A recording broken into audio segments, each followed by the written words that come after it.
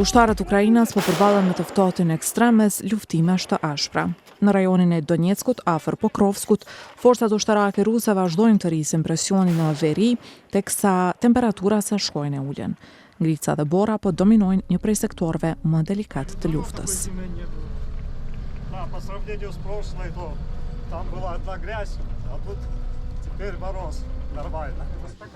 Pas sulmeve ruse në sektorin Ukrainas të energjisë, ushtarët e shikojnë parashikimin e motit në rajonin Donjeck, si dhe në vendet ku I kanë familjet.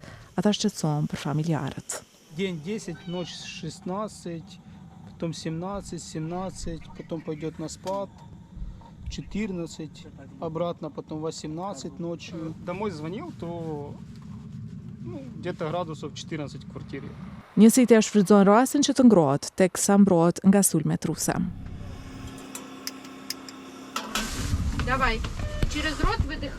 Në një qendër për stabilizim traumash në rajonin e Zaporizhjas, mjekët Ukrainas janë shumë të zënë duke I trajtuar ushtarët e plagosur që janë dërguar aty drejt nga fushbeti.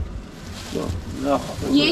Ну куди ти зібрався? Кажу, в тебе ноги хворі, а ти все за ще одна зібрався. Ні, лежи, котик. Котик, лежи. Ну тобі з нами погано, з нами тепло, з нами хорошо. Dy punëtorët presin në afërsi që ta qojnë të plagosurin në spital. Pacienti e humbi këmbën e tij të djathtë pasi shkeli në një minë. Mirë po plagët nga lufta nuk janë problemi vetëm I ushtarëve. Так як можуть не одразу мати змогу витягнути з позиції поранених, вони іноді також не мають можливості самостійно дістатися до якогось місця, де вони можуть трохи зігрітися.